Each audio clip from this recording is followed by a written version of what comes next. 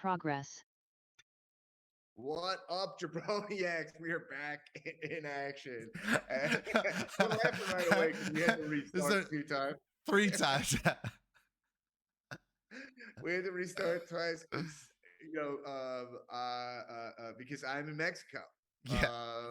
We're back You in know, action yeah. for your satisfaction with all of our spicy, muy caliente wrestling reactions. Now, the first time we did that, I said spicy in Mexico, and it was a very fun discovery. I Yeah. said caliente. Uh, uh, but now I'm just rehashing old jokes. Yeah, It's yeah, old, yeah. but you guys don't get that. But that's fun. I'll be honest. I've heard podcasts where they're laughing about restarting. I enjoy that. Yeah. I enjoy that. So you're getting a little bit of that. Welcome to Comedians of Wrestling podcast, a crazy time in pro wrestling. We are back. Yeah. Nick Tullo's here at Tiptoe with Tullo. You give him a follow. Follow me at Damn Black Attack. We got patreon.com/comedians of wrestling. You can support the podcast. But before we get into all the wrestling action, we wanted to just address our absence for a little bit. First off, I wanted to just apologize to you guys for the fact that we kind of disappeared for a couple weeks, and we didn't communicate with you guys that we were going to be taking off. So it wasn't a planned absence for us. I know a lot of you look forward to hearing our podcast every week. Trust me, I know when I was working desk jobs, and I'd be like, Wednesday, this podcast comes out. It was getting me through the week. And that fact that part of what I think about when I started this podcast is like being part of someone's week in that way, where you look forward to it. There's podcasts I listen to now where you're like, is there a new one of that? Great. And that's what I love about podcasts. Even as corporations start taking over the podcast world too. Still, there's people doing amazing independent stuff and making like full livings on it. Right from audience to fan, which is how I've always thrived in that. Even today, I got a message from let's shout out to the listener. Got a message from hold on. You guys are gonna love this when I find it. Jeremy Bofelli. And he was telling me how much he loves the podcast and what we do, and you guys, it means a ton to me always. More than any money or anything, just the fact that I could, that me and Tullo and everyone who has been on this podcast in the past can be in your ears. A big. I love it. So that's why we don't take our relationship with you guys lightly. So when we come at you and say sorry, we didn't communicate, we're going to be gone, we mean it. That being said, like, I want to speak for myself personally. I've had a lot of personal issues going on recently. I won't get into detail here on the podcast. And truthfully, I've been in pretty, the expression, I was saying this before, when it rains, it pours. It's like, I found that that's like one of the truest, expressions in life. It's like, never, that, and along with no good deed goes unpunished. you know, the amount of times I get punished for doing a good thing, but that's a separate thing, which is that it rains, it pours, and life starts to test you, and then, and so recently I'm pretty proud of myself actually on how I'm handling it, and truthfully, how I'm handling some things that have come up, and truthfully, if it came at the expense of the podcast, and like that's what sometimes it has to be, and that's so conversation me and Tullo were kind of having, which is like, how can we realistically go forward with the podcast, because we want to keep doing it, just for the simple fact that this is a fucking blast, that like even the core group of people listening to this podcast, because we're not competing with Fightful or whatever, like these guys who are full-time doing all this, and that's okay, because I have other goals, and Tullo has a career outside of this that he's extremely proud of, and everyone else has been on this podcast, Newman and Erin and Phil and Shebs, all have other great, amazing things going on their lives, and that's what I always thought was really cool. We bring we meet together for this thing, but it's not necessarily defining us, So so all that is to say is that we want to keep going with it in a way that is fun and manageable, realistic, and in a way that is we set the expectations for you guys exactly where they're going to be, so no one is confused. Because that's why I think that's where I apologize to you guys, is that Mhm. lack of communication, like disrespecting my relationship with you guys in that way, where it's like, oh well, maybe I don't do it this week, but that's never how it felt. None of this was ever on purpose. This is scheduling. This is life. This is just things, the storm catching up to us, in a way. And so, never was there any disrespect, and we love you guys. And Tullo, I know you said this on the last recording. Tullo said this, so I'm stealing Tullo's thunder here a little bit, and I can tee it up. So I'll just say this: Go I'm for it. stealing this from Tullo. Go for it, man. Okay, Take it. Take it. which is that at this point we understand, like, so we don't feel overwhelmed, and so that you guys, your expectations are exactly where they're going to be, like, we're acknowledging the actual resources that, like, we have now. You see, like, we've lost some people weekly here on the podcast. We lost our studio in the pandemic, and so I think so. All of that is to say is that, some of that, it's not my business to bring up, like, why people aren't here. There's no bad blood or anything. If that's something that people were thinking, and that's something you brought up before too. We all, like, love each other. We're all still in close contact and everything. It's just about what time and resources people have. And I said this on the last recording, which is that, and I'm going to stop saying that. I'm going to stop saying I said this on the last recording, which is, we all live in different places than we did when this pandemic started, and it's just shook everything up. You know, for me personally, my priorities have changed. My life has changed. My personal life is drastically different. I'm a different. I heard this. Actually, I heard some of my friends say this on another podcast, and it struck true with me. Where it's like, I'm a completely different person from pre-pandemic. You know, Mhm. like, that was for me, and I think a lot of people feel that way. I don't think that's unique to me. Um, I'm very different. It really caused a lot of us to look in the mirror. And for me, I was a live performer, and when I got the opportunity to perform live, I started shows and was like, I'm out the canon, and I'm recentering myself with a lot of the comedic goals that I had, which I think ultimately will benefit the stuff that we're doing That's what I now. was going to say, because when you were doing that stuff pre-pandemic Right. and you were out there, it was bringing a lot of attention towards the podcast, because a lot of your comedy re- relates to wrestling and relates to stuff. So, like, when you're out there and you're doing comedy jokes and then people know you do a podcast, that generates a lot more buzz and people start listening. But when you don't have that, it's very hard to gain new audience members, right? Without a full blown production team, people making. And when you have personal lives and you have other jobs, you need people making social media content.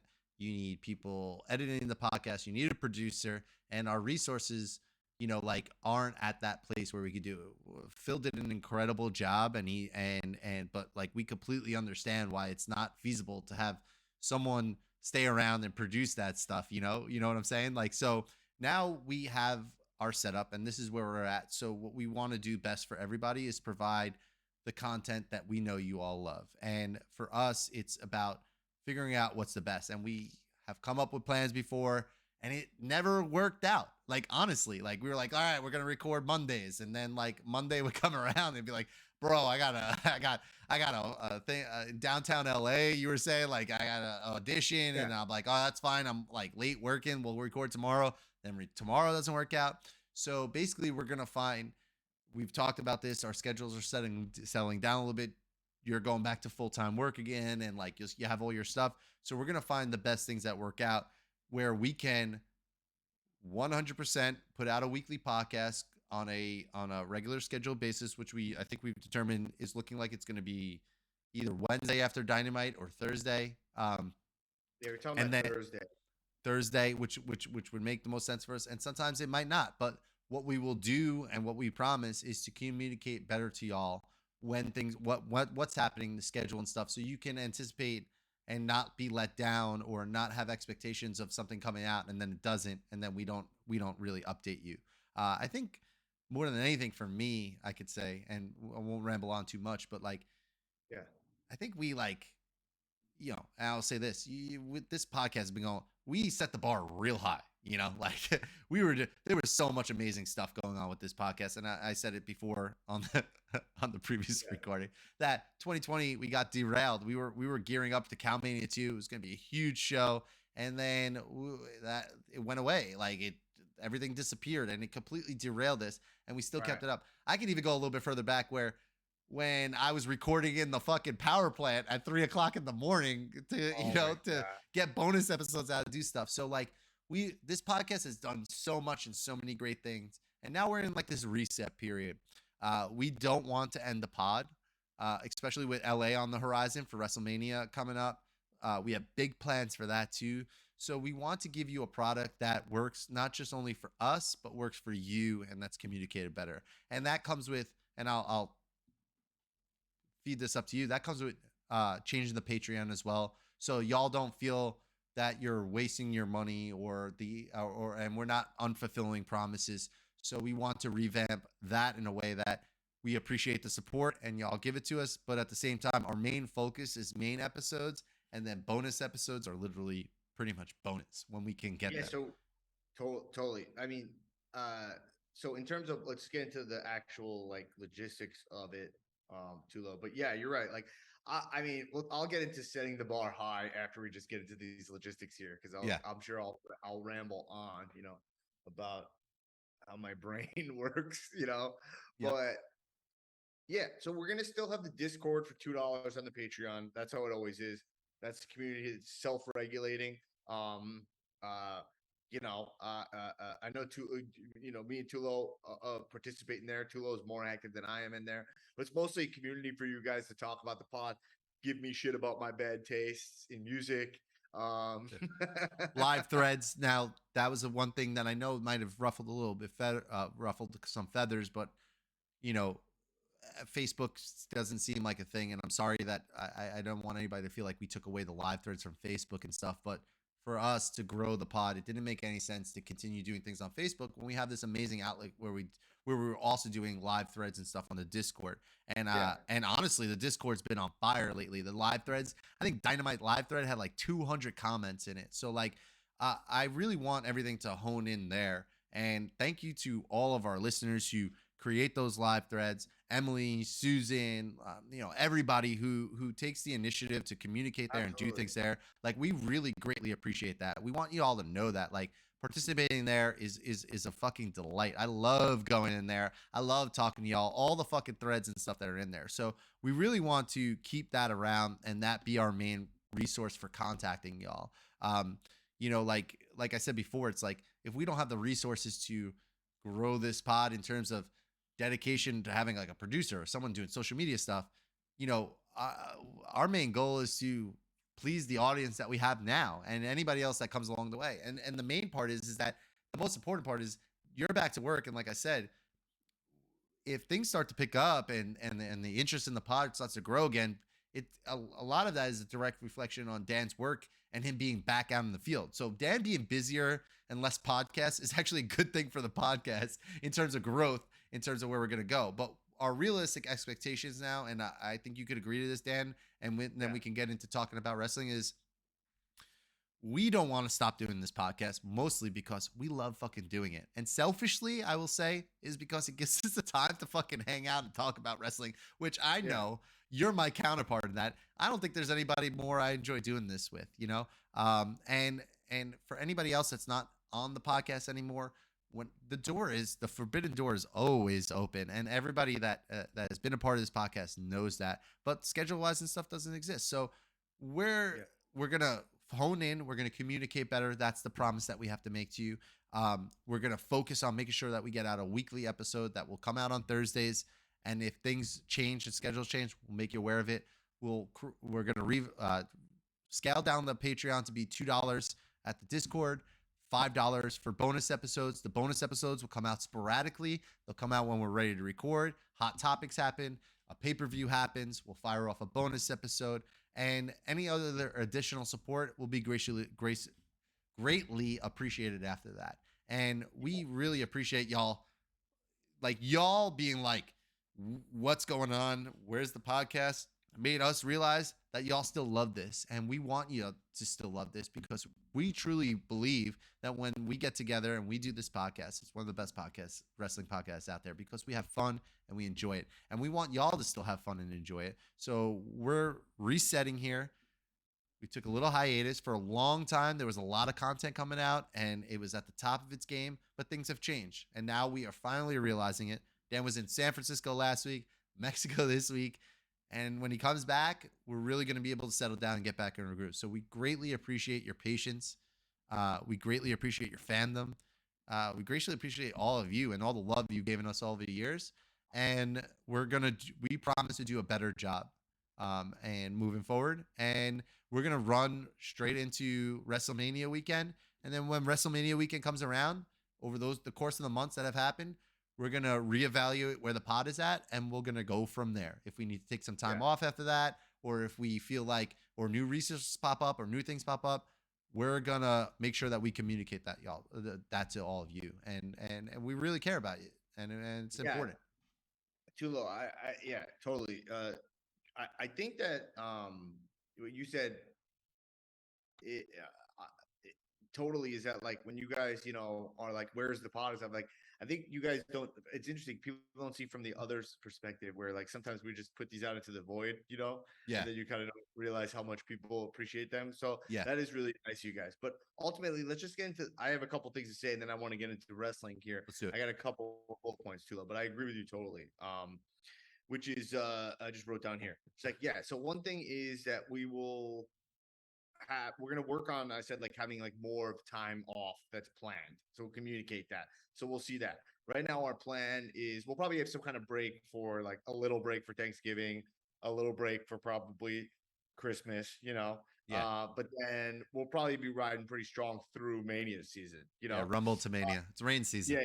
So maybe if we're going to take that break, expect that after Mania season. And what I'll say is that um in terms of the Patreon, yeah, we're just going to lay it out quickly. There'll be the $2 level for Discord, $5 level for bonus episodes. And those bonus episodes are not guaranteed every week, but that could work to your advantage if you like our bonus content, because they're going to be more sporadic. When it's almost like when we text each other, like, hey, we got to talk about this. That's when we get on the horn. So they might be shorter, might be longer, might Mhm. just be like, yo, let's talk about Game of Thrones on the bonus episode. You know what I mean? So I think, to be honest, it's going to be to the benefit of that. But also, it's like when you're signing up for that, we're not just going to throw out a weekly episode just because we owe it to you and we don't have anything to say. Because for us, scheduling that's going to be really difficult. But I think Yeah. it'll work out to people's benefit, Right. in terms of the quality, Yep. because we'll be enthused about it. There'll still be the higher tier level, like the $10 level. There's probably nothing guaranteed at the $10 level, but if you're looking to support the podcast more, because truthfully, we do this for for fun, for nothing. Like it's we don't have a lot of resources, and you want to support the podcast a little more, we appreciate that.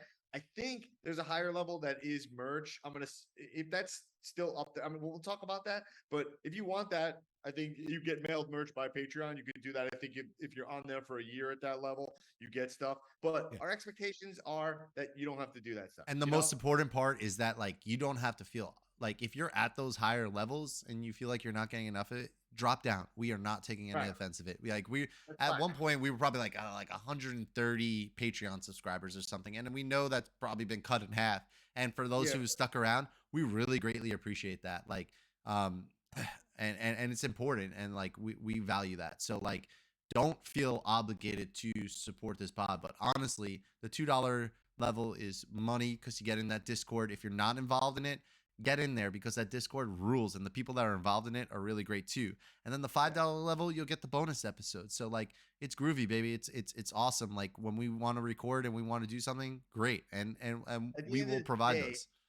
at the end of the day, it's voluntary. So that's what we're saying. I also just Uh, said it's groovy, baby. I don't think I said that you in didn't like do it. You 37 didn't, years of my but life. I think that was good, Ruben.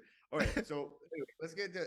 I want to talk one last thing here before we Okay. get into the rest. It's like at the end of the day, when it comes to these like wrestling podcasts, it's like this podcast was very ambitious because I'm not a wrestling reviewer. Yeah. That's not what I want to be. That's not what I'm trying to do. I'm a wrestling mark. I'm a fan. I'm a lifelong fan of professional wrestling who creatively exploring that space while comedically conversing about professional wrestling. Mm-hmm. And I gotta be honest, I'm not entirely sure there's a market for it, but it's what I do. You know what I mean? Like, I'm sure wrestling fans seem more interested in just like this dirts. Just here's what I heard backstage, and I don't want to be Sean Ross Sapp. That doesn't interest me. You know, no knock on him. Like, that's just not who I am. Like, I'm a creative. I'm not a, you know. So for me, we talking about setting the bar high. Uh, it's always been about doing creative things, not just being a spectator. And so that's why when I look at this podcast, I'm not counting how many patrons I have because it's like, oh, I'm doing this um to be I mean, it'd be nice if it was my living. That's sure. I'm not lying about that. I just mean, like, I'm not my approach to it, if that was my goal, was very flawed because it Yeah. was more like project oriented, and we would find stories to tell and do things that we would plan events where it's like, once that's over, probably I'm going to lose a bunch of patrons because they're on it just for that track, you know? So then, like, once that project's over, that's it. So it's kind of fruitless in that way because people, if we just were doing rumors every week, rumors, Yeah. probably we could gain more people, but it's not what I wanted to do. And that's why I'm more focused on creating comedy, you know? Yeah. And I think that when I create comedy, it'll bring more people to hear, like we were saying. Perfect. So all that being said, I set the bar high and I'll never regret that. You know what I mean? Yeah. And so I'll always keep watching wrestling. And now sometimes there's times where we're just watching wrestling and chatting about it. And that all being said, what I'll say is the things that motivate me is, like, when I think about this podcast, my brain goes LA Mania, right? Yeah. So what I'll say is that I will guarantee a live show Mania weekend, and it is in my home place where my home city where I produce live shows. You know, that show will be epic. So if you're planning, if you're a Cow fan and you're planning to come to Mania, you're like, I want to go to Mania. You know, Uh-huh. if it's a cherry on top, if it's going to push you over the edge that we're going to have a show, you know, like, you know, God willing, you know, we will have a show that will be epic. So that's something to plan for right now. There won't be any this is funny. There won't be any signs that instruct you to navigate you on oak tag on a garbage pail, okay? No, these will be better because I won't be traveling with these. They'll be more organized. We'll be a theater Yeah. that or some kind of space where we perform out here. Anyway, so plan on a live show, and we'll be seeing you guys on this podcast every single week back here. Me, Tullo, and whoever wants to come back, and we'll be pushing strong through Mania, at least, you know. And if we're gonna miss a week ever, we're gonna communicate. And if we miss a bonus episode, that's kind of part of it. The bonus episodes are not guaranteed weekly, but we are planning on pumping them out and working around our schedule. Perfect. And Tullo and I are communicating better about this new phase. So I think Yeah. that kind of covers everything, right? I think so A too, little bro. long-winded for the new listeners, because we do get new listeners. But that's where we're painting like we don't get new listeners. We do get new listeners. Yeah, yeah. We do get new listeners. And we're like, what is this part? But we wanted to speak to our diehards. That's, you know, obviously we have a great affinity for you guys, you know. And so I'll be back in studio next week with the sound quality being better. I kind of say something, and this will get us back on track. I'm drinking this Mexican coffee. Holy shit, bro! Gasoline in your veins, bro. So like, if you watch all the when we ran this the first time, it was like as I was taking the initial sips. Yeah. And then on the third try, I'm like halfway down with the cup, and I'm fucking zooted. it's crazy. So I'm sorry if I think you guys. Bro. I think you said your piece, right? I said my piece too, and more than anything, you too much.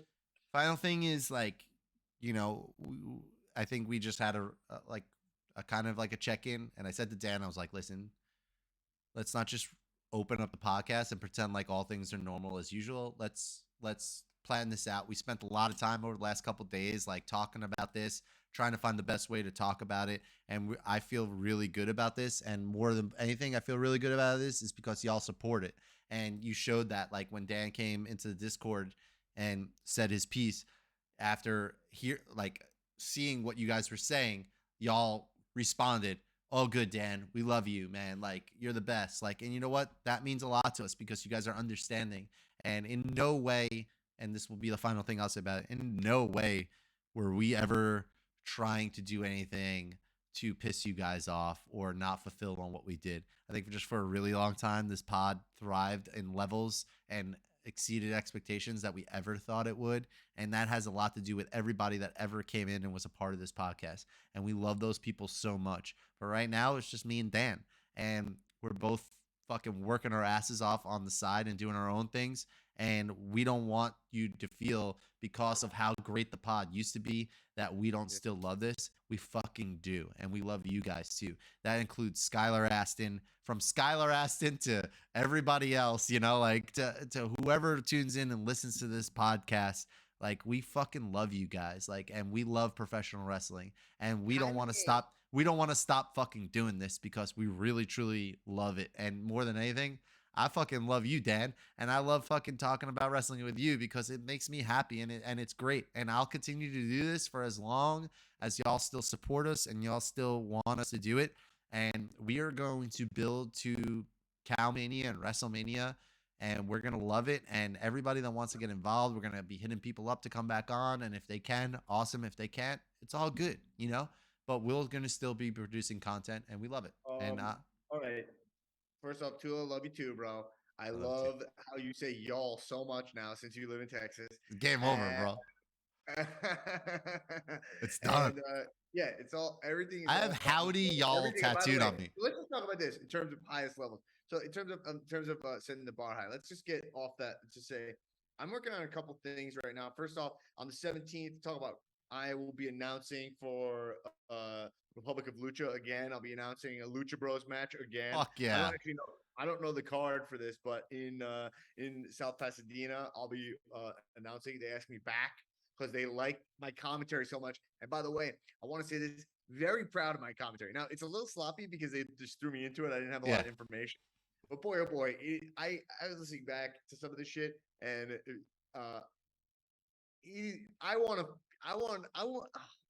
I should be announcing. I saw Pat McAfee was leaving for right.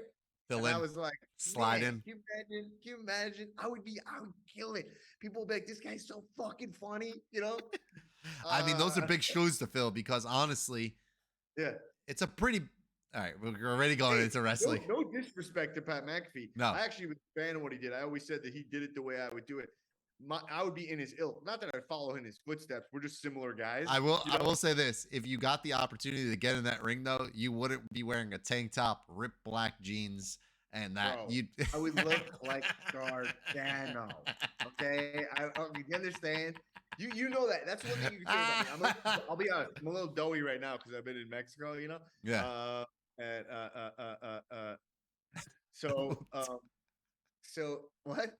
I'm a little doughy. I'm a little doughy right now because I've been in Mexico.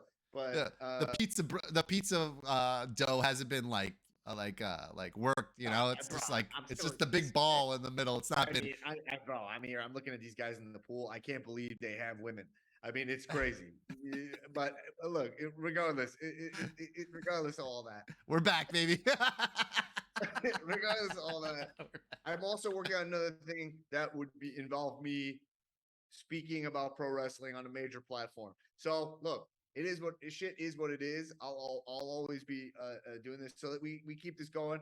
Cow, to be honest, I don't think this is like, oh, this is this is like a valley of cow that leads to some growth. And as far as I'm concerned, let's talk about Punk. Can we get into Punk?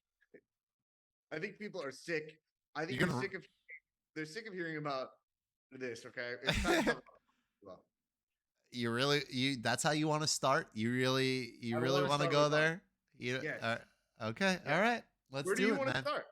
You don't want to start with I just don't feel like he deserves to fucking lead off the podcast. Yeah, I'm just joking. I'm fucking around. I'm fucking around. All right. Relax, everybody. I'm fucking around. Okay. I know how much you love me. I know how much you love me getting worked by Punk. Okay. Okay, but I'm not getting worked by Punk. CM Punk, Tullo. Let's just say it. CM Punk, one of your guys. I was right. Or not? No, I was right. No. CM Punk is one of my guys still after all this. Now, okay, that's fine. let's break this whole thing down. Now, every single podcast is gonna do a long-winded intro apologizing to their fans and then talk about CM Punk. We know that, okay? We know. I mean, it's like it's predictable, right? Every single podcast is gonna apologize for the Patreon and then whatever. No, listen. Every podcast is like kind of having the same conversation, right? Yep. I think that about the situation, and sometimes it gets a little like repetitive. It gets a little boring. You're like, Mhm. all right, we get it, But I do think this needs to be dissected to an unhealthy degree. Oh, And yeah. right, because I've been diving into this. This is one of those things that makes wrestling wrestling, where you cannot describe it to people. They Mhm. don't get it. I'm just starting to get through to Christina about this, where she's Yeah. like, so I'll just give you a quick example. I'm watching the media scrum, right? Uh-huh. And my girlfriend, who's not like a big wrestling fan, but is exposed to it and is starting to be exposed to it enough where she's starting to see it. And that's what's interesting, is that it takes about a year or something or so for somebody to start understanding the work shoot elements of wrestling, psychology of wrestling. And she started to, her comment was, why is he eating during the press conference? She's like, Shout out Mindy's Muffins in Chicago. Yeah. Or And I'm like, cupcakes. I heard there might have been cupcakes. and I go, Muff cakes. because Christina, he's a huge asshole. That's Yep. why. You know what I mean? Because CM Punk is a huge asshole. Yep. And he is very clearly, we've always said it, nothing he's doing is surprising. This is his playbook, which is that CM Punk is a guy who is completely and utterly unlikable, right? To everyone around in his actual orbit and community. Okay. Except for Ace Steel. Except for the people who he pays. Yeah. who And Larry live the off. dog. His dog lives off him. His wife lives off him. I mean, she has her own money, obviously, but whatever. They have like shared assets and blah, blah, blah. And his trainer, but like, other than that, he doesn't seem to have many friends, but whatever. I don't know that. But to the fans, he is nothing but entertainment. And that's just the gift of Punk. If you're willing to be an asshole in your real life the way he is, and burn bridges and not really give a crap about human beings and how they feel and their boundaries and power dynamics, if you don't give a shit about any of that, and all you care about is winning and being entertaining and being shock value in a Trumpian style way, Trump's the perfect example. You will be entertaining in the world of pro wrestling. And CM Punk's greatest gift is that truly he does not give a shit about anybody but himself and make popping the fans. And he is a truly like a best for business guy in a way that is, as someone who's in entertainment, sometimes I'm a little jealous of it because I'm like, man, this behavior is rewarded, even though it's so shitty, that's a more of a macro view of it. Right. So let's before we really deep dive into it, right? Let's rewind to last summer, right? August. We were in Vegas watching CM Punk return in a Vegas hotel room on Newman's phone, going, wow, what a moment. Right. 7 years gone, right? It was huge. Did for 6 fucking months. They had that guy come out on every show in every city, hit that music, and he was so beloved. Okay? I will point out the exact moment, and this is, you could say I'm getting worked, but I will point out the exact moment where everything turned. And it's when he stepped into the UBS Arena in Long Island, New York. Oh, you're came such out. A fucking Listen to me. Listen to me. Listen to me. Listen to me. This was his. This was his first. On Long Island? No. Before that, this was his first move where he did something that was uncharacteristic to this beloved man in AEW, right? He came out originally and said he came here because of the talent in the back of the room, and he wanted to be the guy to be back there, and he wanted to wrestle all the talents. He called out Darby Allin. He called out certain people, right? He came out, and MJF's music hit. And he came out, and the crowd was going crazy, and he came out. And immediately in that moment, he went into business for himself, right? And it was like, that was the storyline that he wasn't one of the pillars. What are you talking about? Fine, it's fine. Listen to me. I'm gonna get deep dive a little bit MJF's further. a heel. Okay. Shits on Long Island and the Islanders, right? Okay. No one cares about Long Island except And us. listen to me, okay? Okay. That was the point where I started to question CM Punk. I'm telling you right now, the 6 months before that, I was like, this is cool, man. And I hope he could stay in this fucking lane. And then he did it. And then the Hangman stuff happens, right? And we find out later on that all this stuff happens. So here's the biggest flaw of CM Punk, right? Okay. You're the biggest mark on the planet. Keep going. He got greedy. Okay? He felt his return meant being an AEW champion, meant solidifying his legacy, right? So he got greedy, dude. He couldn't get his eyes off of winning the championship and what it would mean to his legacy. To the fact that he was willing to bury every single fucking person in his way in order to achieve this goal. And then he got it, and then shit fucking went to hell, bro. Okay? So that he didn't, but okay, you think who did he bury? Well, now that we're looking back at it, so he talks about the Hangman stuff, right? And how Hangman went into business for himself, saying what he did.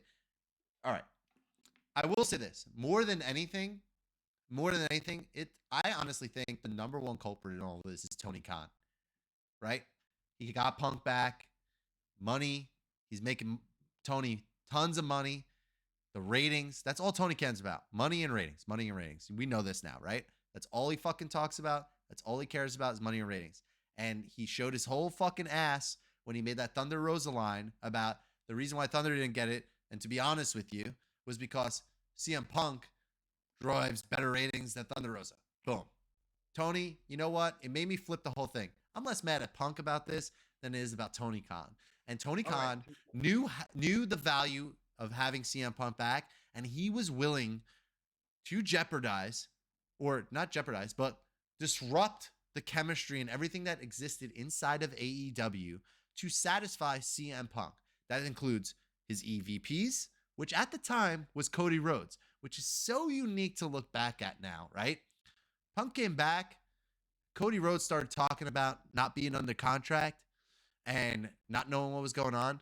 Cody saw the writing on the fucking wall, bro. He saw the writing on the wall. He said, this is not about the elite. This is not about the EVPs. This is about CM Punk. And you know what? I'm not going to sit around and be a part of this. Cody didn't go to WWE to chase his fucking legacy, okay? Cody Rhodes went to WWE to get away from AEW, to get away from CM Punk, and to cash that motherfucking check, okay? It's not about his legacy. Cody just looked in the mirror, and not at the mirror. Cody had the unique perspective of being backstage and seeing this place is too small time for me.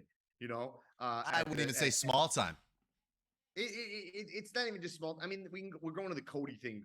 I think the Cody thing is, we understand that.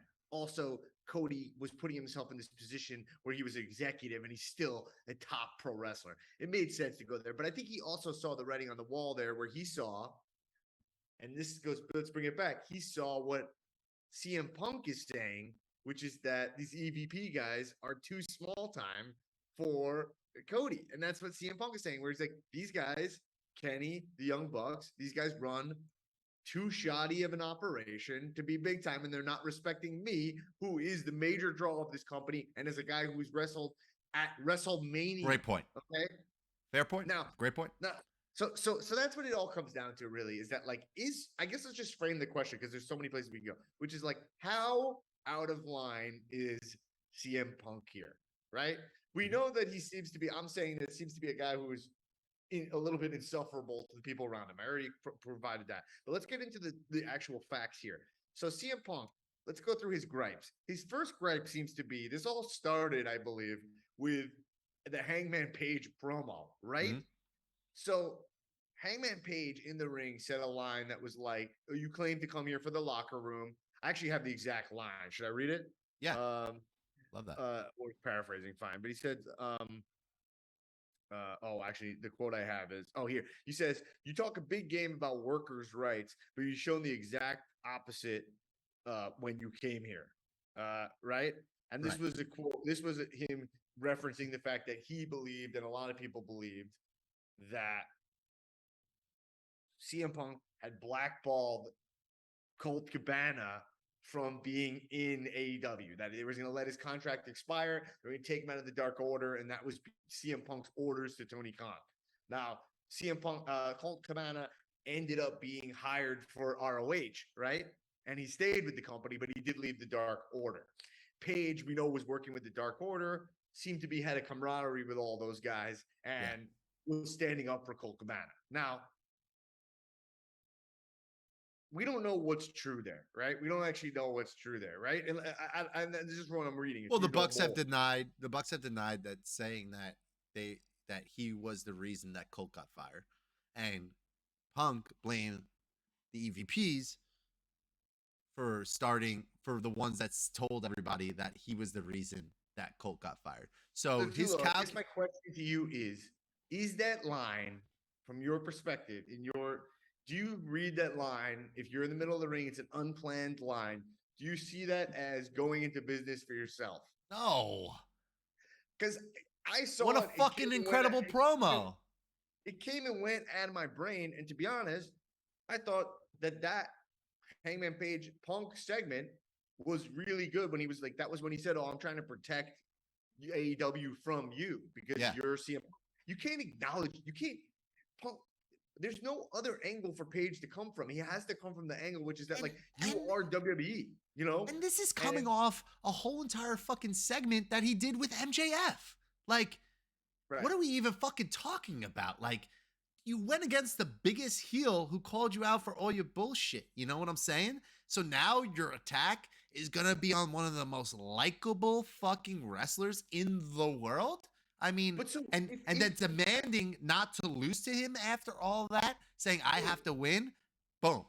So if CM Punk's thing is that he came back for the locker room, and Hangman Adam Page, who's a younger wrestler, clearly a big talent, rising talent, if he came back and he said a line that he thought was going into business for himself, if you are this guy, wouldn't you come at him and be like, hey, look, here's my problem with the line.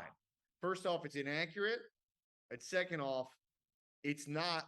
It's here's why it bothers me. To me, it reads as going into business for yourself. Which look, if he Hangman didn't do that, hey, you could say Hangman Page.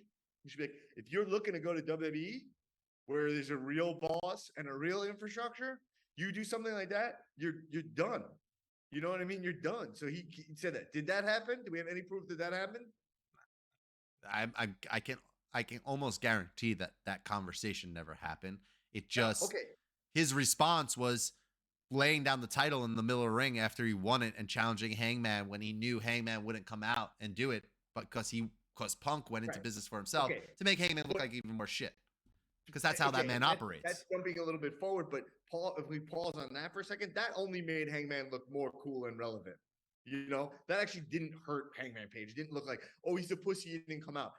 Wrestling people are watching AEW are smarky enough to know, like, oh shit, it makes Page feel like he's kind of the man. I'll disagree there. I respect him more for standing up to CM Punk. You think that it's like it makes his character a little weak because he didn't come out? Like, well, especially when you find out after the fact that what Punk said was in response to all those months ago, right? That he had to fucking make sure that he could get back at Hangman, making him look weak, that he wasn't going to come out and challenge him by unscripting and doing a promo that was off the cuff and he knew would make Hangman look bad. So very calculated. Like, listen, I don't do anything this calculated in my life, Dan Black, okay? This man, CM Punk, is a calculated motherfucker. He went into that presser, and the first thing he did was when he saw the dude that was going to ask the first question, he said, he didn't even let him ask the fucking question. He said, he went right into Colt Cabana. That, like, that just explains everything you kind of So need to know. Tullo, This guy's that actually, calculated, I man. didn't see that part. So oh, man, there's so many things to say. Well, all right, we're gonna go to that in a second, but take a step back for mathematical purposes. Uh-huh. Mathematically, we have Hangman Page on record saying, "I don't listen to older wrestlers," right? Which was brought up in the media scrum. So even if even if mathematically, if Punk went to Page and said that, it seems like Page is not a guy who's open to this kind of critique, right? Well, I So think what Page said is that yeah. CM Punk says his door is always open, but like, and when he talks to people, like Hangman just chooses not to listen to him because he doesn't agree with what he's saying. And what came out was that Punk was telling people like, "Hey, you're going into business for yourself. You have to stop doing that," even though that like part of that stuff was the plan. So some people listened and some people didn't. You know what I'm saying? So it comes down to the locker room, and which I just detour real quick. Jericho saying that this was his locker room. I fucking love that moment on Dynamite this week. I don't know if you saw it, but it was fucking incredible. First of We all, didn't get into this, if but you I'm in haven't watched Mexico. Dynamite, I go and bought watch. All Out, and I bought All Out, and it doesn't work in Mexico. Yeah, yeah. Which, by the way, Well, we'll get into this, but do Peacock yourself a doesn't favor. work in Mexico, which I Yeah. don't understand. Do yourself a favor. Honestly, last night's Dynamite was one of the better. Oh, sorry, Wednesday's Dynamite. It was just so. It was Dynamite. I kudos to them for what they did, but like, man, the promos were so awesome, and the people that led the promos were so great, and how they have handled things accordingly. Like, honestly, I thought it was lame that Tony Khan did a pre-recorded promo, but that was so best for business. And if you take a step back and fucking look at it, that Tony Khan promo sucked. I thought. That's fine, but you'd rather it suck than him going out there and getting like booed out of the building and like not being able to handle the situation. They played it smart, and then they put on a fucking good show, and they. Yeah, I know why he did it. It sucked from a from a fan's perspective. It sucked because what I want to see from Tony Khan is him. He comes down the middle of the ring and he goes, "The wrestling business is a dirty business." Tonight, for the AEW title, CM Punk versus Kenny Omega in a no DQ match. Fighting is legal. That's the problem. Is Tony Khan ain't that motherfucker? Okay, he's not that guy, and he'll never be that guy. So I know how much you want him to be out there and doing stuff, but less Tony is more Tony at this point. Well, after I saw that pre-recorded video and that's how he could deliver, I was like, less of him is fine. I mean, I don't know what's going on. He's crazy eyes killer. I don't know what's going on with the eyes. We're gonna have a great tournament. Everything's gonna be great. We're gonna have a great tournament. We're joining us this evening for this very important game. If you're not watching the video, YouTube. I just want to say, 47-minute mark. I've said this many times. He's one of my guys. I adore Tony Khan.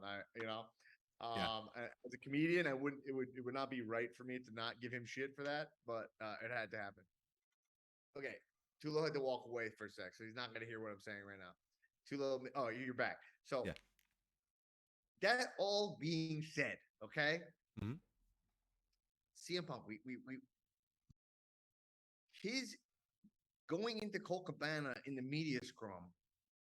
What was the impetus for him even talking about that? Was there a question asked? You're saying no.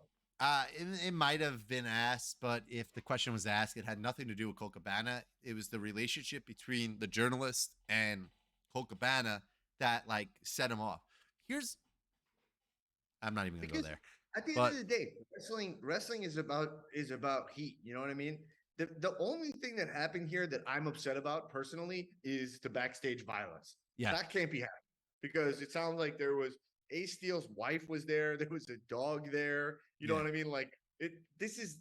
No one wants this, right? That's fucking chaos. No one wants a bunch of fucking meatheads. I mean, well, more than anything, Dan, is that that's a true.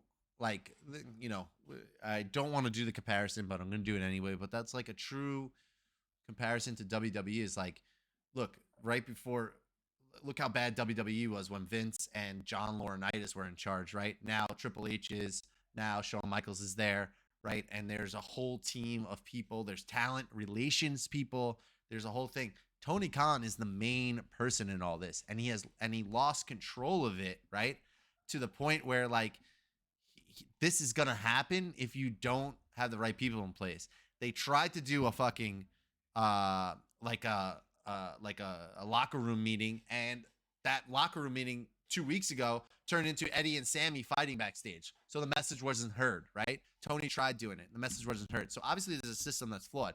This week they have Jericho, Moxley, and Daniel Bryan or Bryan Danielson do the thing, and those guys all go out there and speak their kind of like truth out on the stage and how much this company means to them and how much the championships mean to them and all this stuff.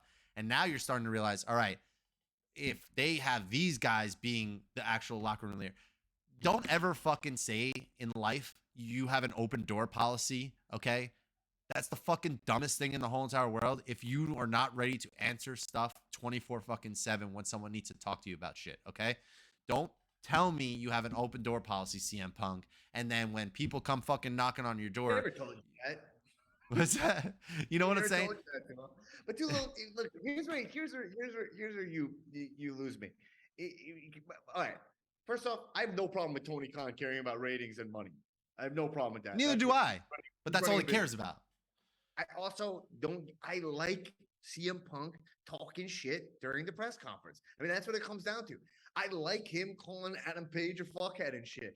Yeah. I like that. That's real heat. As long as these guys can be professional enough, like Brett and Sean, right, to actually get like Brett That's and Sean. a bad example, dude. Actually, like just like Brett and Sean, but I stick to it. Where they get it, they understand. The cool thing about professional wrestling is like no matter what beef you got, right? When you get in the ring, you protect each other. You know what I mean? I'm pretty sure the fucking Montreal screw job beef is still fucking going on to this day, bro. If these fucking guys can't get past this to make money off of it, then they're not even pro wrestlers to me. Well, you know, I don't know if you got the update, but right. Punk is out for 6 months for injury. So what happened? How did he get injured? Apparently from like the top rope or something he fucked himself up. That might be a cover up for something that happened backstage, but I don't know. Listen, I gotta pee. I'll be right back. Keep going. CM Punk gets all right, you know what? It's nice to have a little break for Tullo here. Okay. Because CM Punk entertains the fuck out of me. The amount of text I was getting about CM Punk, AEW is not getting this kind of heat. The Young Bucks, as much as I love the Young Bucks, I love Kenny Omega, okay? All he did was save them for this mediocre trios run. I wish Tullo got to hear that. No one cares about the trios championship. There's too many titles in AEW. What we want is engaging storylines. And this is what CM Punk gave us. CM Punk got on there, was exposing, giving us the perfect work shoot stuff. It went too far with the fighting. Way, way too far. Because if they're getting injured and they're getting suspended, then that does us all no good. And it sounds like they had to be suspended because it got violent, you know. But at the end of the day, what CM Punk did was make AEW interesting. I was getting texts from people that was like all out was that people were like, this pay-per-view is blah. He saved the Young Bucks and Kenny Omega from a boring ass masturbatory trios run that no one cares about. No one cares about the trios title. He made Kenny a star again during that press conference. Kenny CM Punk is money. Kenny is one of the top pro wrestlers in the game, and he's going to waste his time with a trios title is absolutely ridiculous. Thank you. So CM Punk is absolutely crazy, man. He's a piece of shit, but boy, oh boy, if I had CM Punk, if he was speaking into my ear, what I would do is thank you, and I would listen because this guy knows this business through and through. Somehow he came in a year after all this shit. Now, look, he's a pariah. He's too much of a pariah. Someone needs to rein him in, you know? I mean, and he might be losing his marbles a little bit at this point, you know? But the fact that CM Punk is he caught Pipebomb 2.0 during the media scrum. And everybody's been trying to fake pipe bombs forever, and we've seen a lot of mediocre attention. This guy's a fucking genius at this business. And I love him. I think he's a fucking star. He's one of my fucking guys. If they fire him, I love to see him go wrestle Triple H. I can't think of a moment. I can't think of a moment, right, in professional wrestling in the last couple of years where I was like like on my phone like the whole entire day waiting for updates on what happened and like what really went down backstage and what the suspensions are leading up to Dynamite. Those 2 days, Monday, Tuesday, from Sunday night till fucking right up to Dynamite, right? It was like, man, the whole wrestling world was just sitting on the edge of their seats on their phones, trying to gather more information, trying to find out what was going on. I don't remember anything like this that's happened in Every wrestling. casual fan I know, every casual was texting me about what's going on with this thing. Bro, And that I it had reminded me of 2011 when people were like, "What did CM Punk do? I had What did he?" friends who don't even watch wrestling because he fucking talks shit about the Pittsburgh Penguins or some shit, and people were like, listen to the, like my sports friends who have nothing to do with like, what's this guy's deal? Why is he shitting on the Penguins? He went everywhere. You know what I'm Well, saying? that's when CM Punk loses me. Obviously, once he starts talking about the sports, I'm always like, Of it's so course. lame. We have to talk about the improv line. I mean, Which he went into a media reporter and was just like, "Are you still doing improv? Who do you do improv with? Do you do improv with Scott Colton because you would improvise with Colt Cabana?" And he tried to point out it's an that was it. impartial Uh-huh. guy. Oh, that was started it. I saw it That's out of order. yep. So he did that, and then the guy was like, "No, me and him went different ways." And he took that as kind of an enabling like comment to be like, "See, Fucking this guy hates him, whatever." But that's what I'm saying is that like we have to acknowledge the facts. Like there's a lot. I don't give a shit about AEW having a toxic work environment personally. I don't work there. And I want people to feel safe in the background there. Like that's when it goes too far. Like I said, the violence, like people fighting and throwing chairs and giving people concussions backstage and shit is ridiculous. No place should be that way. But tension in pro wrestling is beautiful, baby. And so for me, you know, I think CM Punk did some fucking. Did he seem crazy? Do I want to act like that? And he's fucking entertaining. And when you well, look at CM Punk as the champion of AEW versus Roman Reigns, you're like, okay, I see these two flavors of the same cocktail. You're like, this is I got it. This one's mezcal. This one's tequila, baby. You know that's not a great. one's That's a not a little great. smoke. No, that's good. One's a little smoky. The other one's like packs a punch. That's Yeah. the problem with that metaphor is that it's not like mezcal is less good than tequila, right? Like those are like on the same level. It's like Yeah. one's a little rougher around the edges, one's a little Yeah. grimier. That's What it mezcal. is. But Tony Khan, I don't care about Tony Khan making money. The thing about Tony Khan is it.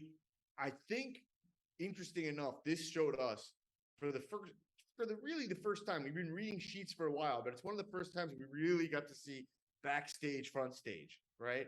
Where we Yeah. got to really see CM Punk, we see an ego going off, and what someone like a Vince or a talent relation person has to deal with these fucking maniacs. It reminded me of like when Ultimate Warrior at WrestleMania said to Vince, "I'm not going out there unless you pay me 200 grand a year more." This crowd's already there. Vince agreed to it and then fired him the next day. Right? I couldn't get out there. And he's Ultimate Warrior at the top of his career, Yeah. And it's like these guys, man, it's how this business goes, they're like, man, I'm only gonna make money for a certain amount of time. I'm hot right now. And Tony Khan, I did not envy him when he's sitting there with CM Punk. Well, Because and he had the that's on him as a opportunity. person too to He allow him said, to he said fucking to him, keep going. he said, "Hey, that was my fault." He was trying to calm him down. He was trying to diffuse him. He's like, "Hey, Yeah. that was my fault. I should have shut those comments down by the EVPs." And he's like, "No, Tony, you have nothing to apologize for. It's about these fucking assholes." And then he's in this place where it's like, this is his champion who just won after this press conference. And he's like, "I'm going against my EVPs." That's why this concept of EVPs is something Vince would never do. Yeah. He would never have talent, right? Active talent running the company. It's what It's took down WCW. There has to be yeah, a Hogan. wall. Vince McMahon, people talked about him being an asshole for years, just like, here's what it is. But, Vince had to look somebody in the eye and be like, I'm sorry, you're never winning a match at my company. It is what it like. He had to do that. It's fucking tough because you are scripting. It's essentially having the writer's room. Like, we know, and, Steve is here in this too. Like, we're actors. Like, it's having the writers kill you off right before you walk out. Right? Normally, you get a script for the season. It goes to your agents and managers, and they go, I'm not coming on set if my character dies, And they see, are you a big enough star to demand not to die? Do you have other projects lined up? Like, there's a lot of that. This is in wrestling where you're like, when Ziggler, every time Ziggler eats a pin, they're killing his character. It's money in his bank account, And when you have people running that, and like the Young Bucks have champ sports deals and all this, CM Punk knows, I got to run my mouth. I got to attract attention because that's money, Now, the question is, with anything like that, for years, I even said it in front of Becky Lynch, weirdly enough, when I was doing a show at the Comedy Store. They were doing a Q&A, and I said, how come more wrestlers don't cut pipe bombs? I asked that question. And everyone looked at me like it was a stupid question, I remember, because they were like, well, because they don't want to get fired and this and that. And you're like, and then so it really made me think about it, like, because it's right. That shit could backfire, right? You could backfire. You come out and you say the wrong thing. Boom, you're gone. And we really saw it this year. You saw like Braun gone, Bray gone. The talent that they would let go, they didn't give a shit how high you are. Like we were in the era where like no star is bigger than the company, and it's so interesting, right? Like it used to be like that. Hogan was larger than life, and WWE was lucky to have these guys.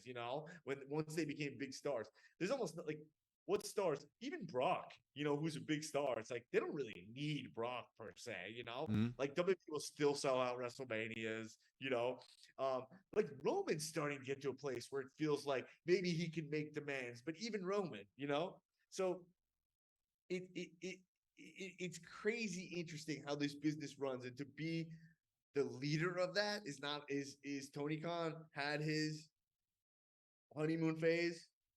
He gets to be this billionaire Mark running this company.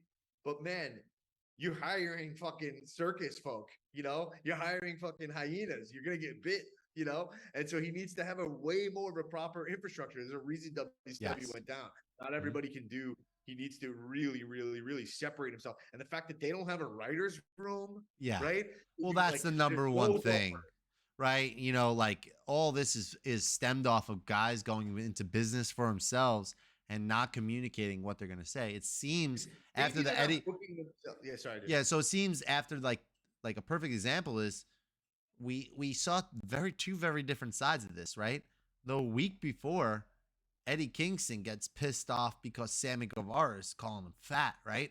And he didn't run that by Eddie. So, like, what is the process back there? Like, are guys just allowed to go out there and say whatever the fuck they want? I know for a fact that you were in WWE. I know this for a fact, okay?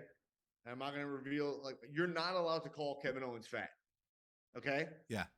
In WWE, right? So, on Cal, you're allowed to. His character, well, I'm allowed to call Kevin Owens fat because he's fat.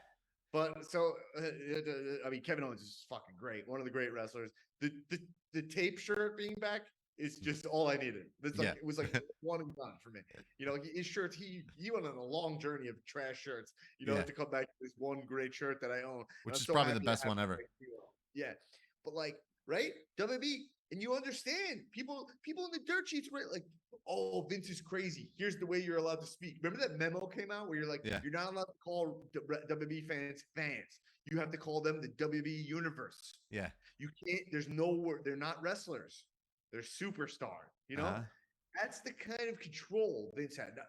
For all his flaws, nothing's being conflated, So CM Punk's like, this place is a bunch of assholes. But look what happens when you don't treat CM Punk like that. He will steamroll you. If you give him Mouse a cookie, he's going to want some milk, right? CM Punk, if you give him an inch, he'll take a mile.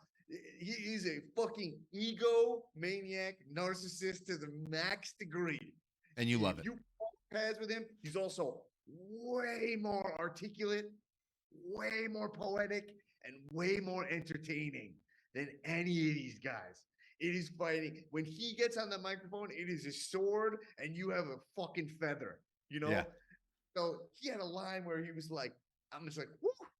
he dropped a line. He go in the press conference. He goes, my friendship with Colt Cabana ended way before I stopped paying his bills. You know, like he just says things where you're like, "Ooh, this Yeah, it's guy." like You this is the know, kind of guy that has a bank account shared with his mom still. Like, what are we even fucking talking about, bro? and What are you he saying, you phrases things psychopath? poetically. You know, where you're like, where he's like, he was like, I was paying his bills until I didn't, and it's like he's always on the mic. He's always in the ring.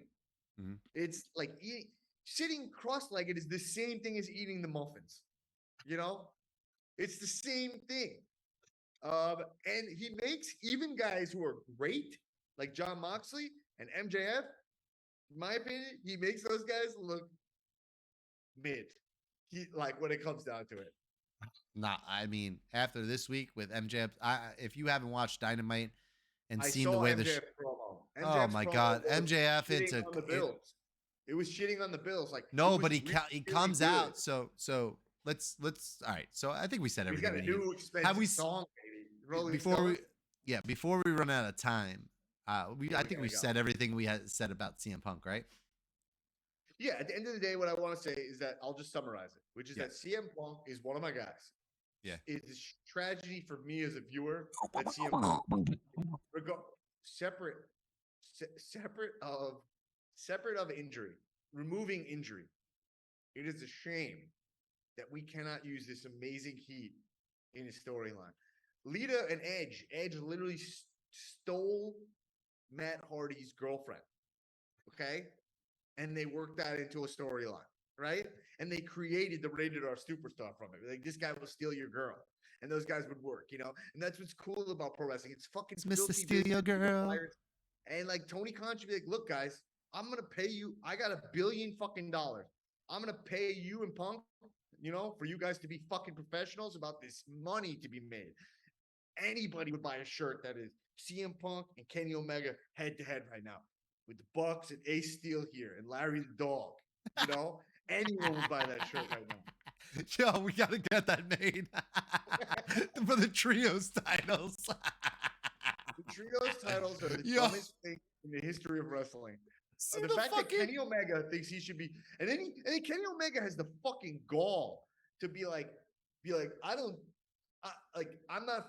What do you? Oh God, it's some promo, some shit that was like, I don't, like, I'm doing wrestling my way. Like I don't care. You know what I mean? But you're like, bro, just be the best wrestler in the world already.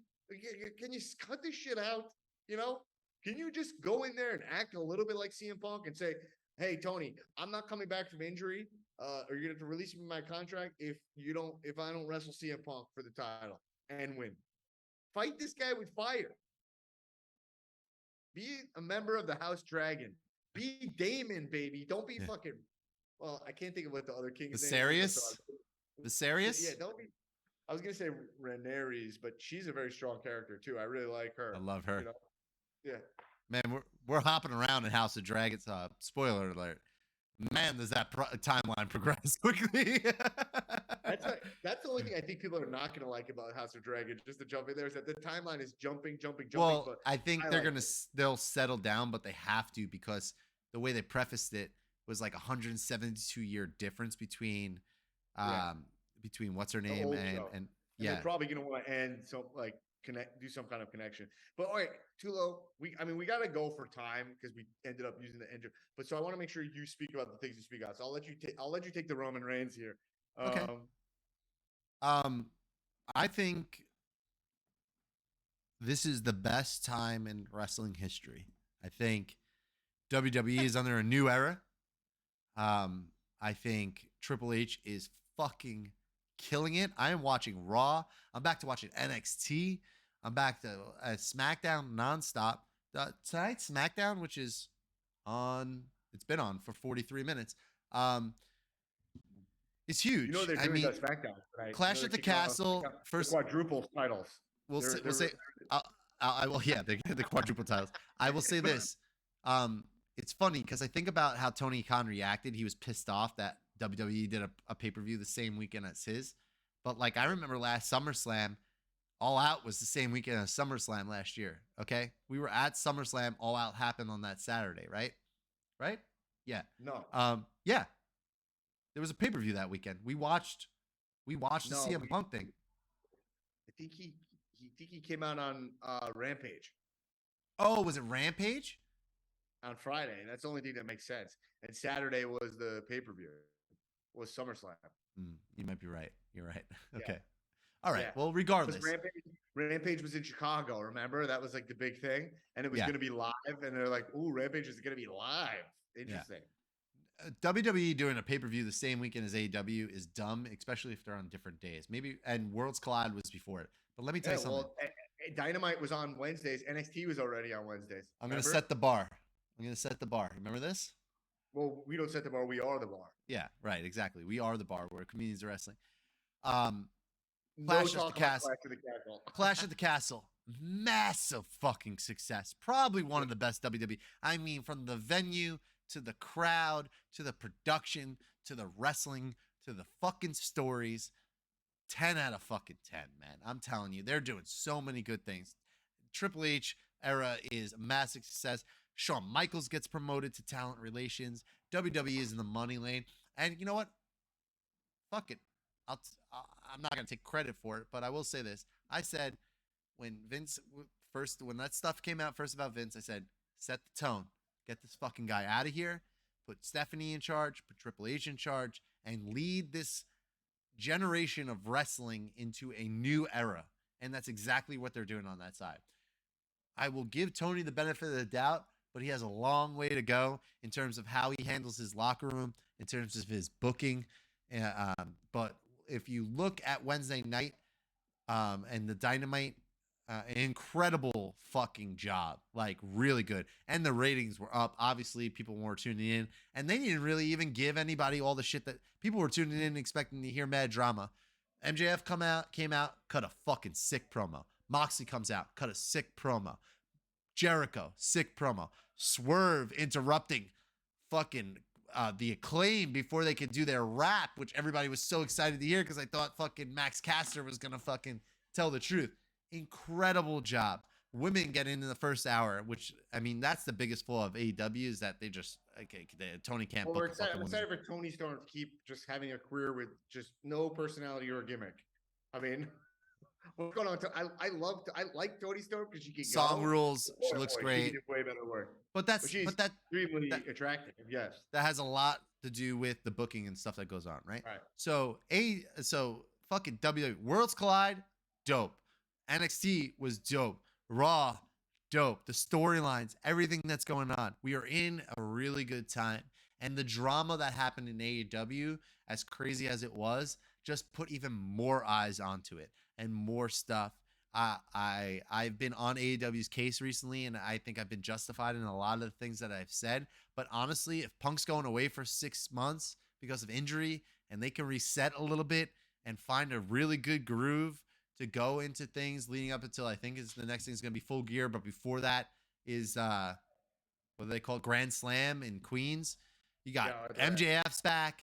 They have a dope tournament leading up to winning the titles. There's no more interim champions. They have Lucha Bros and Death Triangle as the trios champions. The trios titles have completely overshadowed the tag team division because so many of the tag teams are involved in the trios. But at that, we all of a sudden have this nice little rivalry between the Acclaimed and Swerve and Keith Lee, right? So yeah. I'm just looking at the product of wrestling as a whole, and I think you just got to be grateful at this point and just understand that, man, we are entering in this fucking crazy time of wrestling and building up Survivor Series. Think about what Survivor Series is going to look like under Triple H. Think about what Royal Rumble is. Think about what Money in the Bank is. Think about the biggest fucking WrestleMania in history. It's going to be better than stupendous. It's going to be stupendous est. EST. It's the EST of stupendous. Stupendous. You know, like just think about what we're about to get. And then if Tony can get his shit together and lock things down, put the right people in place, start building that women's division, we are in a money time. And I honestly, I'm so pumped, dude. I haven't watched this much wrestling in a while, and I was like falling out of AEW a little bit because I really didn't feel like everything they were doing was good. But this drama kind of just puts all the focus right back onto it. What are they gonna do CM Punk's next? great. We don't MJF is back.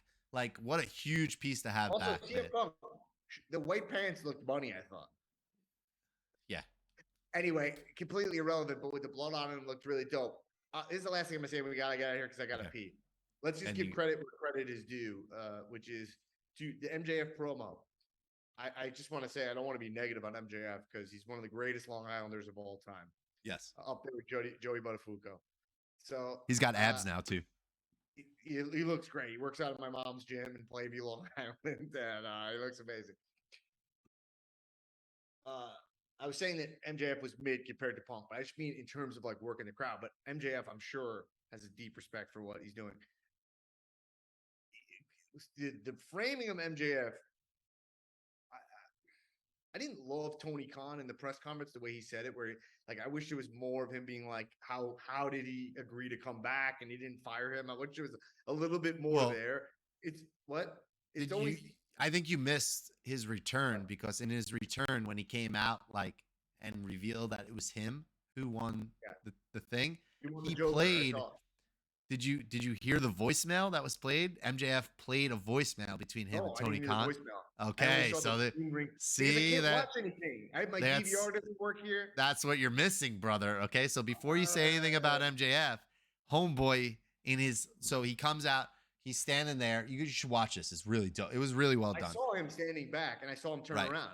Right. So when he was standing there during that time, they were playing a voicemail recording from Tony to MJF that was like, okay, I'll bring you back.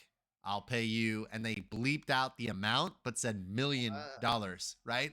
And you'll be in the casino battle royale or whatever the fuck it was, and you'll have your opportunity. You just come back and like do it. So like, man, this guy. I take that back then. Perfect. Yeah, that's perfect. It's one of my biggest flaws in wrestling is that when they come back, they're just like, oh, he's back.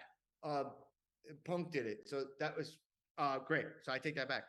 I love his whole thing, the bidding war of 2024, trying to win the AEW title just to bring it as a prop, as a bargaining chip to make what WWE pays him in 2024 more. Saying all the names and talking at Triple H, like wrestlers, Triple H. Yeah.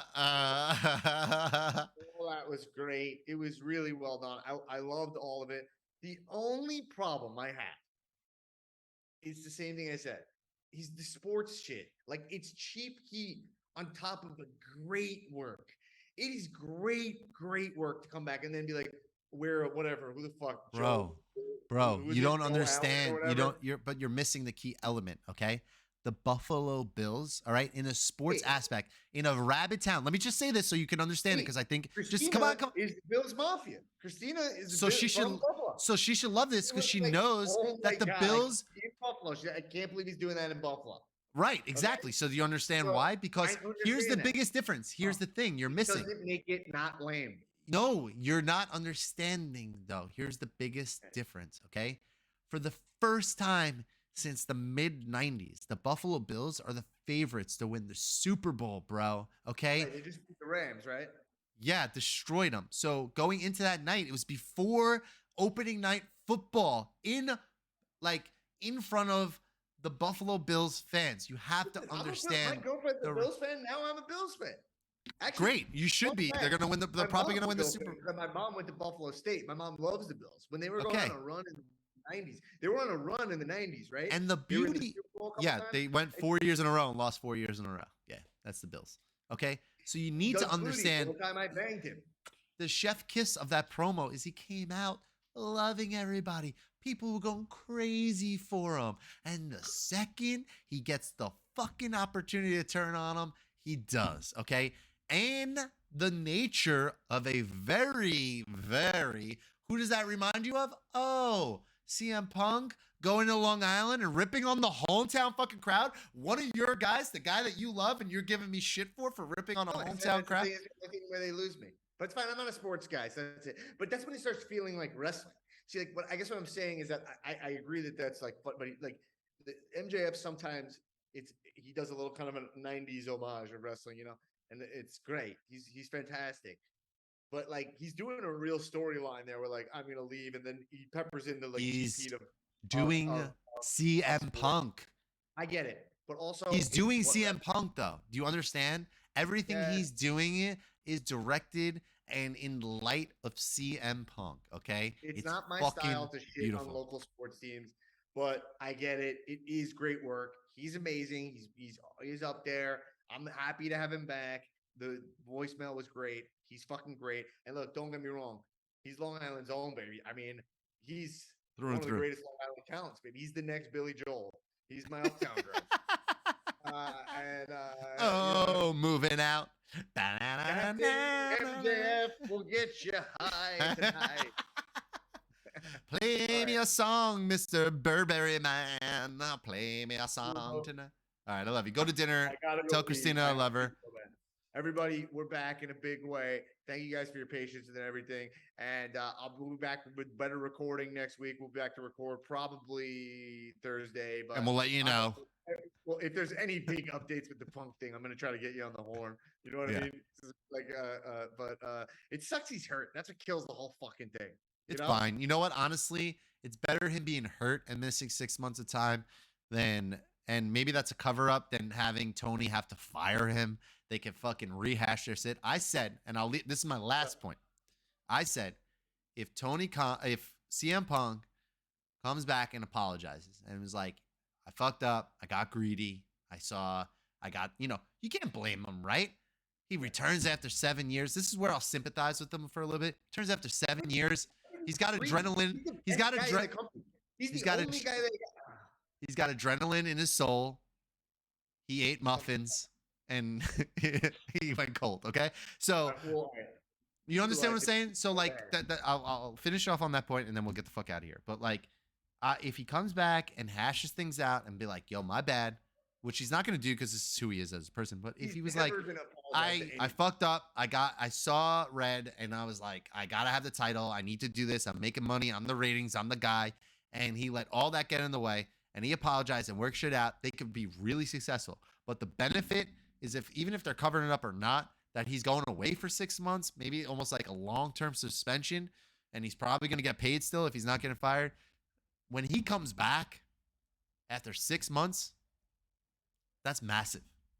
And that's going to be exciting. And hopefully at that time, MJF is the fucking champion. I think it'd be better if they could capitalize on it now, but that's fine. Look in my eyes. What do you see? I'm a piece of shit. CM Punk. Keep watching wrestling. Everybody cheers up. Keep watching wrestling. Kisses. Eat my ass, guys.